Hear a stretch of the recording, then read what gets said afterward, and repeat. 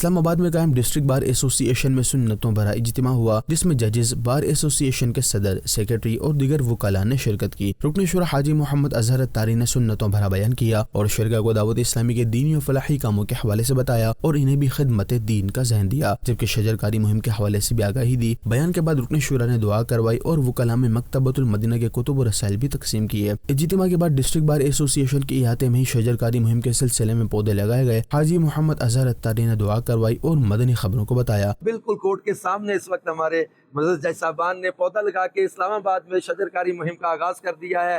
آپ بھی اپنے اپنے گھروں، دفتروں اور قریب دیکھیں جہاں جہاں پودوں کی ضرورت ہے پودے لگائیں، اپنے ملک کو سرسبز و شاداب بنانے میں اپنا عملی کردار ادا کریں۔ اسلام آباد بار ایسوسی ایشن کے صدر اور صدر ہائی کورٹ بار نے دعوت اسلامی کی کاوشوں کو سراہا اور مدنی خبروں کو اپنے تاثرات بھی دیے۔ دعوت اسلامی نے جو درخت لگانے کی مہم شروع کی ہے، اسی طرز پہ ہم نے اپنی بار میں بھی جو شجرکاری مہم کا آغاز کیا ہے، بار کے معزز اراکین بار اور اس کے علاوہ ججز صاحبان نے بھی اس میں شرکت کی۔ مدنی چینل کے حوالے سے جو دین کے فروغ کے لیے کام کر رہا ہے، میں بطور صدر اس کو اپریشیٹ کرتا ہوں۔